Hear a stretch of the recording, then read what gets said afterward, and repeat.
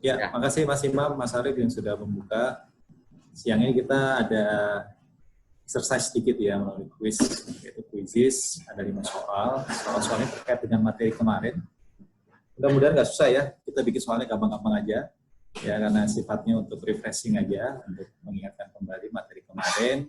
Karena kita akan masuk sekarang ke materi hari kedua, jadi supaya nggak terlalu kesulitan, jadi tadi kita kasih quiz untuk refreshment. Jadi mengingat kembali.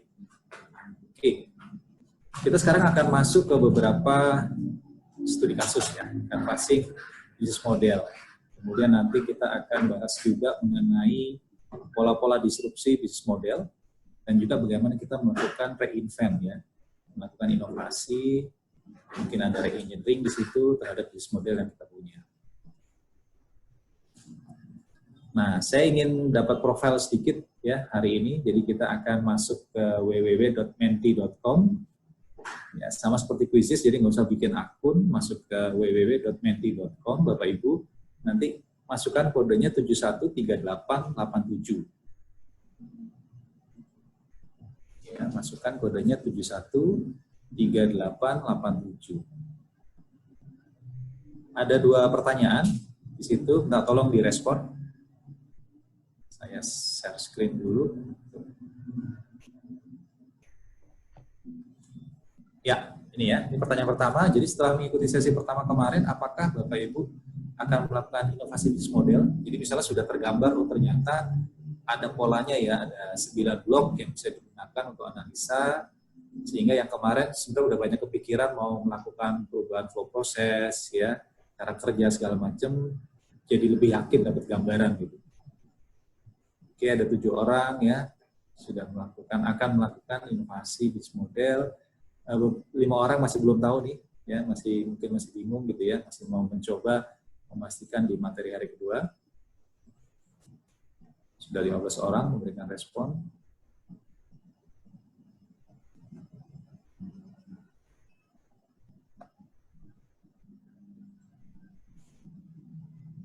Kode Mentinya yang mungkin baru join di 713887 ya.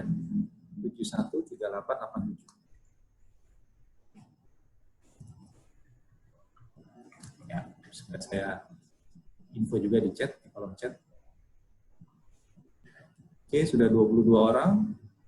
Jadi mayoritas akan melakukan inovasi bisnis model ya. Oke. Saya free sampai di sini ada 22 responden. Saya masuk ke pertanyaan kedua.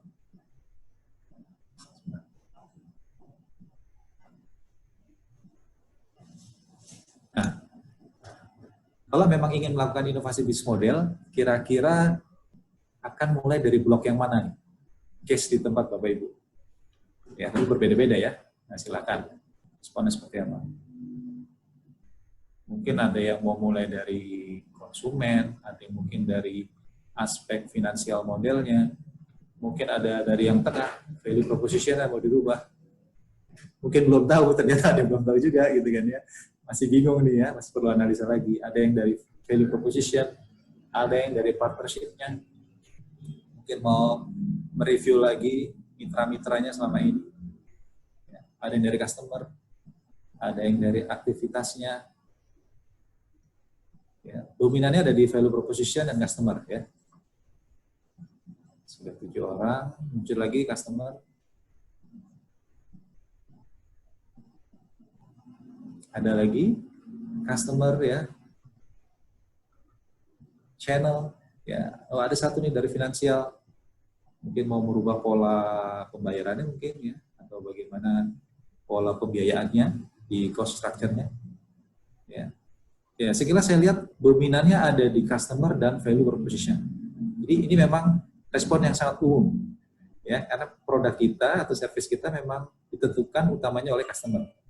Customer sangat dipengaruhi oleh value proposition-nya. Gitu. Jadi customer dan value proposition ini sudah embedded, sudah bundling. Jadi kalau satu diubah, ini pasti berubah juga. Gitu ya. Nah, ini kan tuh masih bergerak ya. Kebanyakan memang ada di sisi customer dan value proposition. Oke, saya freeze sampai di sini dulu. Oke, ini saya stop share. Saya akan masuk ke materi. Terima kasih sudah yang respon ya. Nah, sekarang kita masuk ke materi studi kasus. Oke. Ya, saya akan mulai dari contoh bagaimana industri penerbitan buku ya, itu bertransformasi industrinya. Ini ada sebuah model yang tradisional, dari sebuah penerbitan buku. Ini awal-awal industri penerbitan buku mulai ya, dia punya bisnis model seperti ini. Kalau kita mulai dari sebelah kanan, ya, customer segmennya adalah semua, gitu ya, luas sekali customer segmennya. Itu disebut broad audience, ya. Jadi pembaca buku tuh banyak sekali, mulai dari anak-anak, ya, kemudian laki-laki, perempuan, tua, muda, dan sebagainya. Jadi sangat luas customer segmennya. Kemudian untuk channelingnya, kalau yang model tradisional dia melalui retail, ya, melalui toko buku, ya, seperti itu pada umumnya. Kayak dulu kan ada Gramedia, ada Kudung Agung dan sebagainya. Mungkin juga toko-toko yang di pinggir-pinggir jalan, toko-toko kecil. Jadi dia melalui retail. Ya. Customer relationship-nya bisa dibilang model tradisional nggak ada. Jadi begitu orang beli buku ya udah, gitu ya. Ini zaman dulu ya, zaman tradisional. Kalau yang sekarang-sekarang sudah mulai ada, misalnya dibangun engagement bisa melalui online, ya, atau dengan teknologi SMS, WA dan segala macam. Ya. Tapi kalau yang tradisional dulu bisa dibilang ya, begitu kita beli buku selesai sudah, gitu ya, nggak ada proses membangun relationship. Nah kemudian ke bawah, ya, ke revenue stream-nya, bagaimana industri penerbitan buku itu mendapatkan profit, mendapatkan cuan itu dari wholesales, ya, dari penjualan aja. Buku laku ya dia dapat untung, jual buku dapat untung, gitu ya. Nah, ke tengah di value proposition-nya, ya, itu lebih kepada ya konten buku yang dijual. Nah ini sangat luas kan ya, ada buku-buku mungkin mengenai pengetahuan, ya, kemudian buku-buku misalnya mengenai bagaimana berkebun, buku politik, psikologi, leadership, manajemen dan sebagainya. Ya, jadi konten itu sangat luas. Ya. Kemudian kita geser ke kiri, yang di sebelah kirinya agak di bawah itu adalah apa? Key resources. Ya, nah, key resources-nya apa? Ya konten, bukunya, ya, isi bukunya. Itu menjadi resources. Kemudian pengetahuan untuk penerbitan. Bagaimana mencetak buku, ya, mengenai mesin-mesinnya, nah, itu butuhkan pengetahuan. Itu menjadi resources. Kemudian di atasnya key activity, itu adalah aktivitasnya adalah mengambil kontennya dari si pengarang bukunya. Ya, dengan cara dibeli, ya, mungkin sewa dan sebagainya. Kemudian aktivitas penting berikutnya adalah publishing, penerbitan, ya, dan penjualan, sales. Nah, cost structure-nya adalah biaya untuk mencetak sama biaya untuk marketing. Gitu. Partnership-nya bisa dibilang model dulu nggak ada, gitu ya. Jadi diputus model, gitu ya. Jadi ada konten yang dibeli dari pengarangnya, ya bisa itu selesai. Ini model yang tradisional dari penerbitan buku. Nah, sekarang yang menarik, nanti teman-teman bisa cek di lulu.com, ya.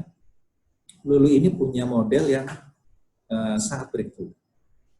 Kita coba lihat ya satu-satu. Di sebelah kanan, customer segmennya sudah berbeda. Ya. Customer segmennya nggak cuma audience, tapi juga authors-nya. Pengarang buku itu sebagai customer-nya dia.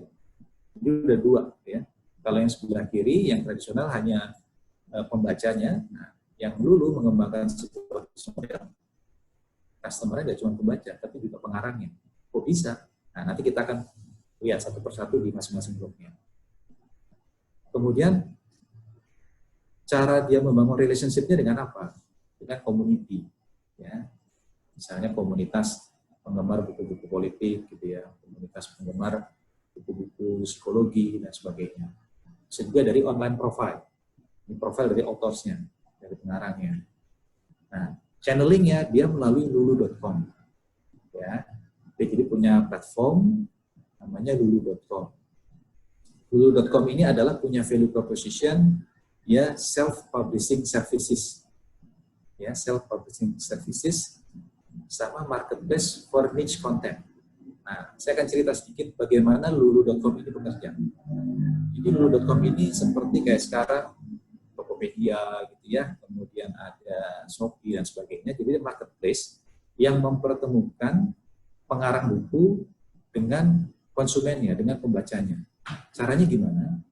Jadi dia menyediakan platform dulu.com, si pengarang buku itu menaruh konten bukunya di sana, ya, dalam bentuk digital.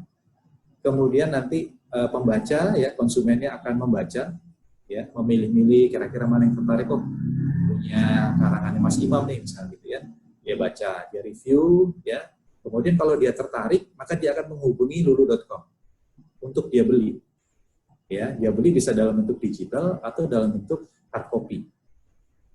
Ya. Nah, kalau dulu beda, yang model tradisional, ketika misal Mas Imam punya sebuah konten buku, nah itu akan direview dulu oleh penerbit. Ya, oh ini bahasanya nggak bisa begini nih, dikoreksi ya. Ini udah diperbaiki, ini sebaiknya tidak menggunakan data-data seperti ini. Terus gitu ya, ada proses tektok-tektok sampai akhirnya diputuskan bukunya oke, dibeli. Gitu ya. Nah, lulu.com nggak begitu. Dia hanya membuat sebuah ekosistem, ya, sebuah platform yang mempertemukan antara pengarang buku dengan pembacanya. Nah, silakan nanti si pembaca mereview. Kalau memang merasa cocok dengan bukunya, dia akan beli. Kalau enggak, ya udah, dia mungkin akan cari buku dari pengarang lain di platform itu. Ya. Nah, value yang ditawarkan seperti itu oleh lulu.com. Sehingga dari situ, dia dapat revenue dari mana nih si Lulu nih ya? Ya, dia dapat revenue dari komisi penjualannya. Tapi ini untuk revenue yang kecil. Ya, jadi setiap kali buku yang dibeli, itu dia dapat komisi. Ya. Nah, yang cukup besar adalah dia dari publishing service fee-nya. Jadi kalau misalnya ada pembuat buku atau pengarangnya itu taruh buku di lulu.com, nah itu ada biayanya. Gitu ya, ada biayanya di situ. Jadi ada dua nih revenue stream-nya yang dapat oleh Lulu, komisi penjualan bukunya, sama dari sewa tempatnya gitu ya. Sewa marketplace-nya yang disewa oleh si pengarang buku. Nah, gitu ya. Nah, kemudian kita coba geser ke kiri ya. Key resources-nya apa? Ya tentunya platformnya. Ya, ini menjadi resources-nya Lulu nih. Dia harus membangun platform. Sama print on demand infrastructure. Seperti tadi saya bilang, ketika misalnya ada pembaca yang kemudian memutuskan membeli dalam bentuk hard copy, maka dia harus ada resources untuk melakukan proses nge-print. Ya, makanya print-nya ini on demand aja. Ya, kalau memang ada yang masih nyaman dengan membaca buku dalam bentuk cetak, maka dia minta di-print. Tapi kalau sudah nyaman dengan buku digital, ya dia tinggal membeli dalam bentuk digital. Nah, naik ke atas, yaitu adalah key activity-nya, yaitu development platformnya. Mendevelop platform untuk mempertemukan antara pembaca dengan pengarang bukunya. Sama logistik. Ya, key activity. Logistik untuk buku-bukunya. Ya, yang harus di-print, yang kemudian di-delivery. Nah, kemudian, cost structure-nya di bawah, itu ada dua. Fokusnya pada platform manajemen dan development. Maksudnya platform manajemennya adalah pemeliharaan. Ya, mungkin nanti harus ada upgrade dari platformnya, kemudian menambahkan fitur-fitur tertentu, ya, persis kayak Tokopedia, kayak Shopee dan sebagainya, itu kan terus berkembang platformnya. Ya, sama tentunya waktu dia develop, ya, ada biaya untuk development. Nah, partnership-nya dia nggak ada, ya, karena dia tidak berpartner transaksinya, tapi dia menyediakan platform ekosistem yang mempertemukan antara pembaca dengan pengarang buku. Ini contoh bagaimana transformasi industri penerbitan buku dari sisi bisnis modelnya.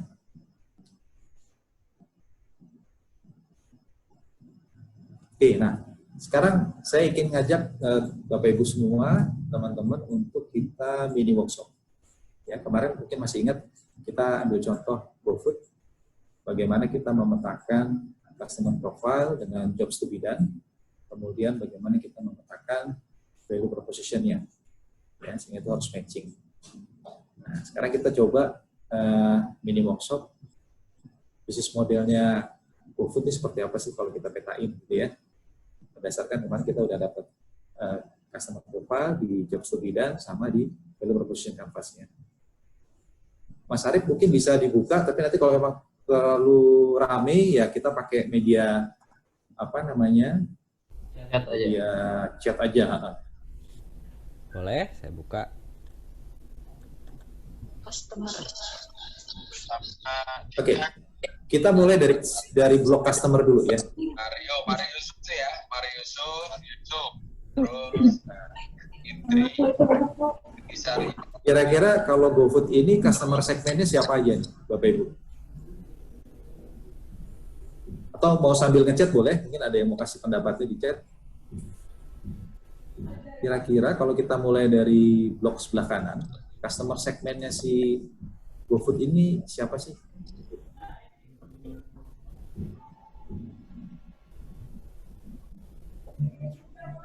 Kira-kira GoFood ini layanan buat siapa sih? Ya. Tunggu pendapatnya. Melalui chat aja nggak apa-apa, melalui chat aja. Anak kos. Ini pengakuan langsung dari anak kos nih. Anak muda ya, pekerja kantor, karyawan. Ya. Ada yang bisa lebih spesifik ya. Karyawan seperti kau berbahan. Kau berbahan. Generasi merunduk katanya, yang selalu kemana-mana ngeliat HP ke bawah gitu. Siapapun memiliki aplikasi GoFood, oke. Ya, sambil nanti kita tunggu pendapat dari teman-teman yang lain, saya buka ya.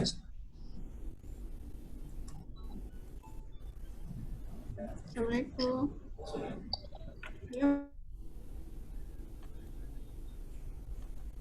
Ya, ini kira-kira customer segmennya GoFood.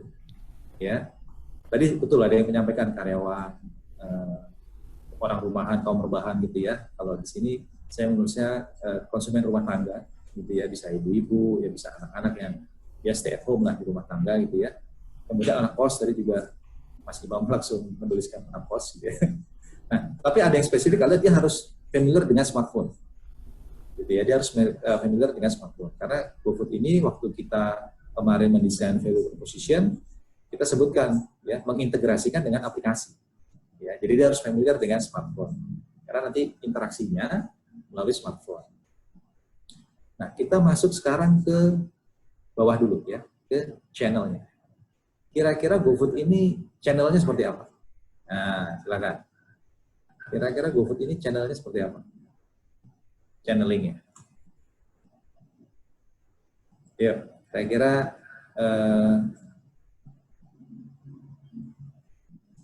atau gini, saya tahan dulu ya. Saya tahan dulu biar masih ingat yang kemarin. Kita ke tengah dulu, value proposition-nya. Ya, masih ingat nggak? Kemarin value proposition yang kita tawarkan untuk customer GoFood itu apa?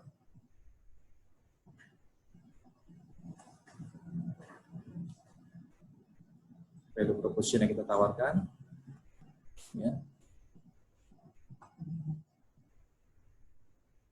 Iya, kemarin ya, nggak antri, nggak repot, dapat point reward atau mungkin diskon, banyak variasi makanannya, gitu ya, dari hasil value proposition kita kemarin.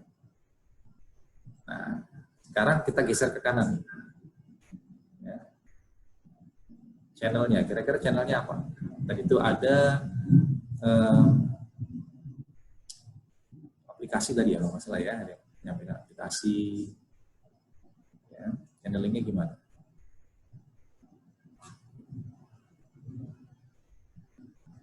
Oh sorry, di customer relationship dulu ya. Jadi customer relationship-nya adalah self-service.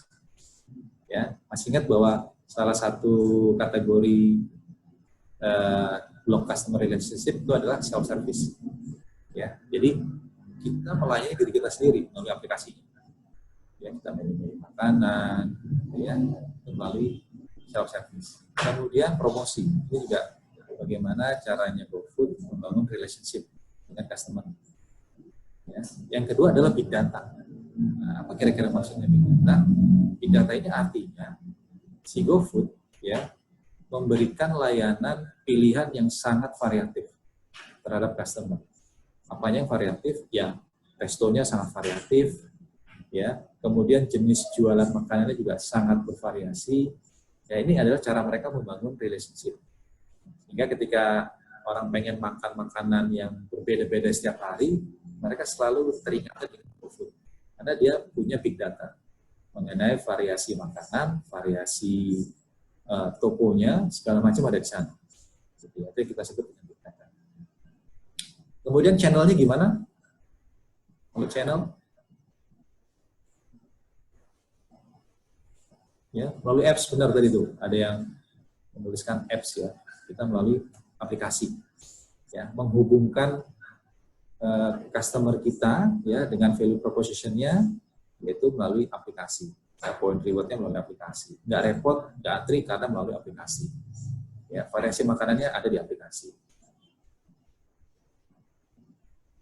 Nah, masuk ke revenue stream-nya. Nah, revenue stream-nya seperti ini. Ada driver fee, ya. Jadi dia dapat pendapatan dari driver fee-nya. Kalau nggak salah sekarang 20 atau 30% gitu ya. Misalnya kayak GoRide, GoFood itu uang yang didapatkan oleh driver dari transaksi itu ada haknya GoFood sekian persen. Itu kalau nggak salah 20 atau 30%. Nah, kemudian ada dari merchant fee-nya. Ya. Jadi kalau misalnya saya punya restoran, kemudian ada transaksi melalui GoFood, maka transaksi itu ada fee yang harus dibayarkan ke pihak GoFood-nya. Dapat fee dari sana. Bisa juga dari sponsorship fee. Ya. Karena sudah begitu banyak orang pesan ya bertransaksi di apps-nya, nah ini menarik minat dari industri-industri lain untuk menaruh sponsor di situ. Jadi iklan ya di sana. Ya. Makanya belakangan iklan sudah mulai banyak tuh di aplikasi. Ya, dia dapat fee juga dari sponsorship. Atau sharing fee. Ya.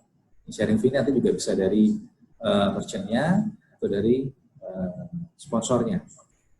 Ya, dari situ. Jadi bisa dilihat bahwa revenue stream itu bisa bermacam-macam, bukan cuma satu.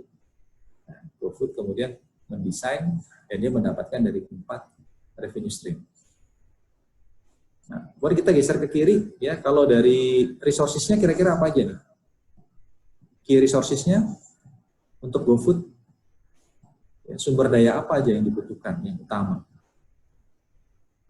Yuk, pendapatnya. Kira-kira apa aja yang diperlukan untuk bisa menghasilkan value proposition, untuk bisa melakukan customer relationship, untuk bisa membangun channelnya. Key resources apa saja yang dibuat di sini? Nah, ini ya. Resource-nya adalah programmer dan algoritma.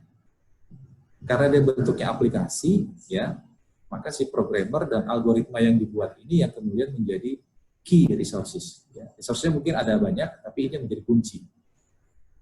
Ya. Kalau teman-teman perhatikan, GoFood itu aplikasinya sangat rumit. Ya. Dia bisa mensuggest kita untuk beli makanan apa, di mana, berdasarkan data yang lalu. Data transaksi kita yang lalu, dia olah dengan algoritma tertentu, sehingga pada saat kita buka aplikasi, yang keluar ya iklan-iklan makanan di aplikasi kita tuh seperti suggestion. Jadi misalnya di 3 hari terakhir kita banyak beli mie ayam. Nah nanti di hari keempat atau hari kelima kita buka GoFood, dia bisa muncul tuh mie ayam lain. Gitu ya. Nah itu menjadi key resources-nya dia. Ya, sama data yang menjadi sumber daya dia adalah data, ya macam-macam, ya data dari merchant itu artinya resto, ya mungkin ada coffee shop, ya ada warung-warung yang kecil-kecil, kemudian data transaksinya, ya data driver itu menjadi resources dia. Nah naik lagi ke atas key activity. Nah key activity-nya kira-kira apa nih? Aktivitas utamanya apa sih kalau di GoFood? Supaya si value proposition ini bisa dibuat, ya, kemudian bisa di delivery ke customer.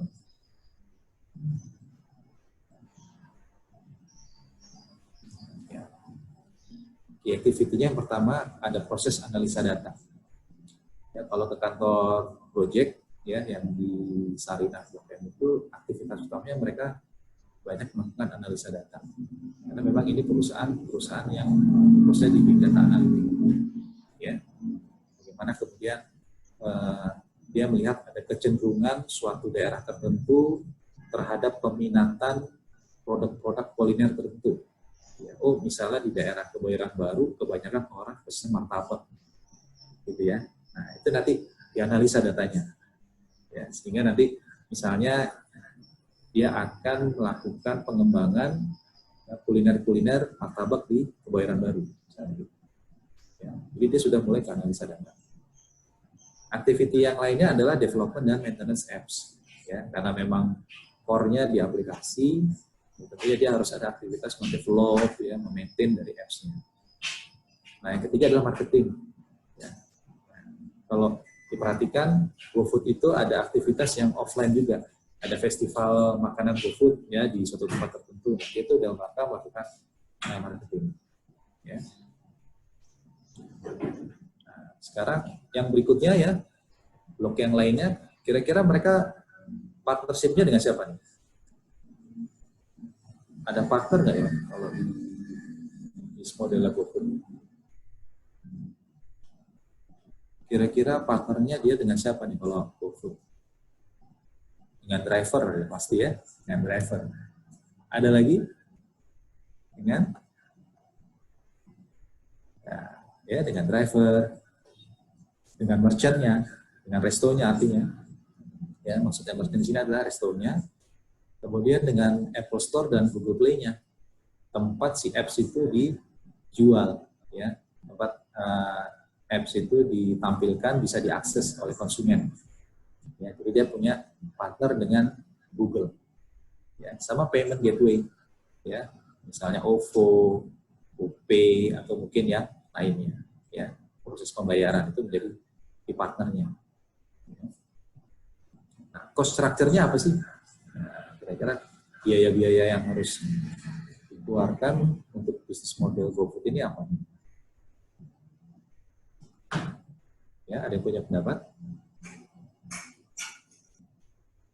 Cost structure-nya, ya, jelas operasional, gitu ya, untuk menggaji karyawan, kemudian biaya untuk marketing, ya, promosi tadi, sama development apps-nya. Ya, ini paling nggak yang menjadi cost structure, nah, termasuk sewa server itu ada di operasional, ada di apps development. Ya, mungkin dia harus menaikkan kapasitas servernya, karena jumlah merchant-nya bertambah, jumlah konsumennya bertambah, jumlah driver juga bertambah. Ya. Nah, ini kurang lebih adalah bisnis model dari GoFood. Ya. Kira-kira pemetaannya seperti itu. Jadi berangkat dari customer segmen yang kita dapat dari jobs to be done, kemudian kita bergeser ke tengah ke value proposition yang kita dapatkan dari value proposition canvas. Berikutnya kita bergerak ke customer relation, channeling, ya, kemudian revenue stream-nya seperti apa, geser ke kiri dari key resources, key activity, key partner, dan cost structure. Nah, saya freeze di sini dulu, mungkin ada yang mau ditanyakan atau didiskusikan dari contoh bisnis model yang GoFood ini. Silakan.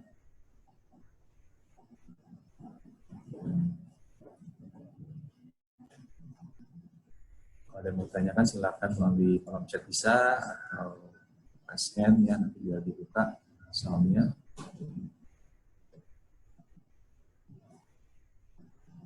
Gimana, cukup jelas untuk workshop di bisnis model GoFood?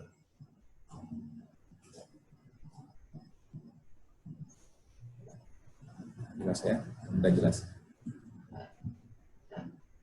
Silakan Bapak Ibu kalau ada yang mau bertanya. Anggoro, ini Ya. saya mau tanya Pak. Jadi ini kan untuk ini ya bisnis model yang ada dilakukan oleh GoFood ya, contohnya. Nah ini kan sangat apa namanya komprehensif ya, dari mulai dengan apa customer segmennya, kemudian customer relationship-nya, value nilai-nilai proporsionalnya dan aktivitasnya ya, kunci-kunci partnernya siapa saja, cost strukturnya jelas ya. Nah, kalau ini model-model seperti ini diterapkan di apa namanya startup yang kecil itu memungkinkan nggak ya Pak ya? Memungkinkan Pak. Jadi bisnis model 9 blok seperti ini umum, ini sangat generik, bisa diterapkan di startup, di perusahaan-perusahaan yang bahkan sudah sangat rapi, ya sudah besar, kemudian di institusi pendidikan, ya, di unit kerja tempat Pak Rahmat misalnya itu bisa. Tinggal nanti mungkin tidak selengkap ini bloknya. Ya, bisa jadi mungkin nggak ada key pattern-nya, jadi ya nggak usah diisi. Gitu ya. Kalau misalnya unit kerja di perusahaan kan memang tidak untuk menghasilkan revenue ya. Nah, mungkin revenue stream-nya kosong. Jadi tinggal disesuaikan aja nanti dengan konteksnya, Pak. Tapi model ini bisa digunakan secara umum.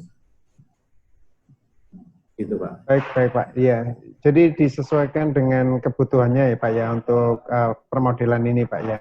Maksimalnya seperti apa yang bisa dipakai gitu ya Pak. Ini adalah contoh yang maksimal, yang semua bloknya terisi. Ya, bisa jadi nanti mungkin kalau masuk ke unit kerja, misalnya saya mau merubah flow proses unit kerja saya. Yang pasti nggak ada, biasanya adalah revenue stream. Karena tempat kita kerja, katakanlah departemen kita atau seksi kita kan bukan untuk menghasilkan profit. Ya. Nah, revenue stream-nya nggak ada. Tapi customer pasti ada. Customer-nya adalah next prosesnya. Nah, next prosesnya dicari tahu. Dan profilnya, harapannya seperti apa. Gitu ya. Nah, kemudian misalnya value yang kita tawarkan apa? Saya ambil contoh aja yang clear. Misalnya saya berada di bagian produksi.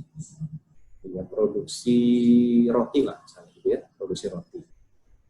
Maka customer saya adalah bagian marketing, penjualan. Gitu ya. Nah, yang diharapkan oleh marketing tuh apa aja tuh? Ya, sehingga tuh nanti saya membangun relationship-nya. Misalnya marketingnya pasti customer segmennya udah jelas marketing aja ya. Tinggal nanti dicari tahu kebutuhan dia apa. Kebutuhan dia adalah dia mendapatkan barang untuk dijual tepat waktu dengan kualitas yang baik, yang sesuai.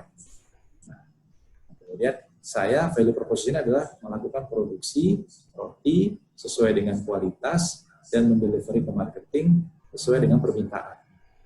Jadi kalau marketing minta dikirim hari ini jam 10 pagi, ya saya kirim sesuai dengan kuantitinya, dengan kualitas yang sesuai juga, yang baik. Ya, itu value proposition dengan customer segmen saya sebagai produsen roti, ya sebagai bagian produksi roti di suatu perusahaan roti. Nah, customer relationship-nya gimana?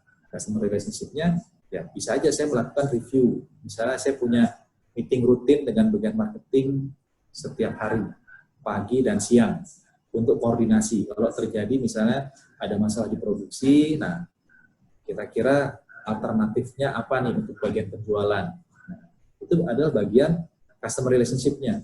Ya, jadi kalau di teori yang kemarin, model begini kita sebut dengan co-creation. Ya, seperti itu. Nah, channel-nya apa? Bagaimana kita mendelivery value proposition kita ke bagian marketing? Nah, mungkin channel-nya adalah dengan truk ya yang akan mengangkut roti ke bagian marketing untuk penjualan nanti. Misalnya begitu. Ya, karena ini sifatnya kan internal, biasanya nanti larinya ke fisik. Ya, bagaimana roti yang sudah kita produksi bisa diterima oleh bagian marketing. Nah, kurang lebih seperti itu, Pak. Jadi memang nanti akhirnya jadi lebih sederhana untuk yang di unit kerja. Revenue stream-nya saya yakin nggak ada, gitu ya, karena kita unit kerja tidak dituntut untuk menghasilkan profit. Ya, nah, tinggal cost structure pasti ada. Ya, untuk kita membuat roti, saya butuh dana kan, saya butuh budget. Ya, budget operasional, ya, operasional nanti bisa di breakdown lagi, mungkin budget pemeliharaan mesin-mesin produksi saya, ya, budget untuk 5S-nya, kebersihannya, gitu ya. Kemudian budget untuk apa lagi? Gaji karyawannya misalnya. Ya, untuk pemeliharaan energi misalnya ada lampu, ada AC dan segala macam. Ya. Nah, key resources-nya apa? Nah, key resources-nya sumber dayanya adalah ya bahan baku roti. Misalnya gitu ya. Nah, key activity-nya apa misalnya? Ya proses produksi, manufakturnya. Ada partner nggak di sini? Nah, mungkin partnernya adalah dengan engineering, ya, sehingga kalau terjadi masalah di produksi, kita berpartner dengan engineering, seperti itu. Ya, atau berpartner dengan bagian warehouse untuk supply bahan baku untuk pembuatan roti. Nah, ini contoh sederhana, misalnya saya berada di unit kerja bagian produksi roti, misalnya. Gimana Pak? Kira-kira sudah cukup jelas belum? Sudah cukup Pak. Okay. Sudah cukup. Cuman yang jadi pertanyaan saya sebenarnya sekarang gini Pak. Kan katakanlah GoFood ya, katakanlah GoFood itu sama Uber katakanlah gitu ya. Sekarang kan posisinya ini kan sudah dipakai semua pastinya ya. Nah, mungkin kunci apakah di value proposition ini saja yang menjadi penguat mereka, Pak, untuk bersaing gitu, Pak? Tidak, Pak. Jadi value proposition ini nggak bisa berdiri sendiri. Jadi 9 blok ini harus saling menguatkan, saling terkait. Katakanlah GoFood punya value proposition yang kuat ya terhadap customer-nya, tapi dia tidak punya customer relationship yang baik. Ya. Dia misalnya tidak punya channel yang bagus juga, ya, sehingga value proposition yang baik itu tidak bisa terdistribusi dengan baik ke konsumen. Ya. Seperti itu misalnya. Atau dia tidak punya key resources yang mumpuni, tidak punya key activity juga yang powerful, sehingga value proposition dia tidak bisa dibuat dengan baik. Jadi oke, Pak, ini cukup jelas, Pak. Ya, cukup jelas. Berarti seluruh segmen ini harus seimbang itu, Pak, ya, prinsipnya ya. Betul, harus saling terkait dan menguatkan, Pak. 9 blok ini. Baik, Pak, terima kasih. Cukup jelas, Pak. Ya, makasih Pak Ahmad. Ya. Bang Goro, ini ada pertanyaan di kolom chat nih. Kolom chat ya. Dari Bu Ratih. Ya, apakah ada contoh bisnis model untuk level korporasi? Tadi saya ambil contohnya untuk bagian produksi roti ya. Nah, mungkin mau kita coba, Bu Ratih mungkin ada di bagian apa? Nanti kita coba bareng-bareng gitu ya, kira-kira value proposition-nya apa, kemudian customer segment-nya siapa gitu. Bu Ratih Gimana, bisa Bu Ratih? langsung ini aja. Kalau yang korporasi tadi ambil contoh yang sederhana adalah misalnya saya di bagian produksi roti gitu. Jadi saya bagaimana membuat bisnis model sebagai orang yang ada di bagian produksi roti di sebuah perusahaan roti. Oke, Pak, mau tanya ini sih Pak, kalau misalnya untuk perusahaan yang sudah established gitu ya Pak, misalnya saya kan kita di bidangnya infrastruktur telekomunikasi gitu ya. Nah, untuk membuat bisnis model Canvas ini dibuat ketika kita akan meluncing satu produk baru, atau ini bisa dibuat atau dievaluasi tuh di tiap tahun atau seperti apa gitu Pak, melihat juga kebutuhan customer-nya. Betul. Jadi jangan menunggu akan launching produk baru, gitu ya. Nah, nanti sebenarnya di materi saya berikutnya saya akan jelaskan juga kapan sih kita harus melakukan reinvent bisnis model. Hal-hal apa saja sih yang menjadi indikasi kita harus mereview lagi, kemudian mereinvent lagi bisnis model kita. Jadi tidak selalu ketika akan launching produk baru. Nah, nanti ada beberapa indikasi itu, Ibu. Mungkin saya tahan dulu ya, nanti masuk ke slide saya yang di belakang. Oh, oke, Pak. Gitu ya. Oke, nanti kita bahas di sana. Kemudian dari Bu atau Bapak nih, Sapria. Bu Sapria. Apakah GrabFood dapat mendisrupt GoFood? Mungkin saja. Mungkin saja. Ya. Sekarang di daerah saya di Bintaro itu GrabFood delivery-nya sudah menggunakan sepeda elektrik. Saya belum mempelajari ini kira-kira arahnya kemana. Jadi sudah banyak driver GrabFood itu menggunakan sepeda elektrik. Itu banyak sekali di Bintaro. Ya, mereka mangkal-mangkal di depan-depan resto, kemudian ada drivernya beserta kantong kayak kotak gitu ya untuk menyimpan makanannya, dan dia keliling tuh. Dia untuk mengantarkan makanan. Saya belum pelajari ini kira-kira akan mendisrupsi GoFood di sisi yang mana. Ya, tapi mungkin aja. Ya, apapun bisa terjadi. Memang kalau kita perhatikan, GrabFood lebih melek terhadap campaign energi yang ramah. Ya, sudah ada penyewaan sepeda listrik, ya, 1 jamnya 5.000 perak. Ya, kemudian sekarang dia menggunakan sepeda listrik buat driver GrabFood-nya. Gitu. Mungkin dari sisi cost structure-nya bisa lebih murah mungkin ya. Jadi nggak perlu bensin, cukup baterai. Ya, mungkin dia mendisrupsi GoFood dari sisi cost structure. Kalau GoFood kan masih menggunakan driver ya, menggunakan sepeda motor yang ada bensin, sehingga cost-nya mungkin lebih mahal. Nah, GrabFood mungkin lebih murah, mungkin ya di situ. Ini salah satu contoh aja. Oke, kita bisa lanjut ya.